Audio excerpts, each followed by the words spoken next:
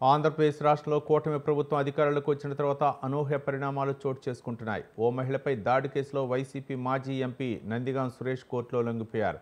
2020లో అమరావతిని రాజధానిగా కొనసాగించాలని పెద్ద ఎత్తున రైతులు, మహిళలు నిరసన వ్యక్తం చేస్తున్న సమయంలో ఎంపీగా ఉన్న నందిగాం సురేష్ రాజధానిలో మహిళలతో అసభ్యంగా ప్రవర్తించారు. మండవ మహాలక్ష్మి ఫిర్యాదుతో 2020లో అమరావతి పోలీస్ స్టేషన్లో కేసు నమోదైంది. ఈ కేసుకు సంబంధించి పలుమార్లు ఆయనకు నోటీసులు పంపినప్పటికీ స్పందించలేదని తెలుస్తోంది. ఈ క్రమంలో ఆయన అరెస్టుకు పోలీసులు సిద్ధమయ్యారని తెలుసుకున్న నందిగాం సురేష్ సత్తెనపల్లి కోర్టు జడ్జి ఎదుట లొంగిపోయాడు. అలాగే ఆయన తరపు న్యాయవాదులు బెయిల్ పిటిషన్ దాఖలు చేశారు.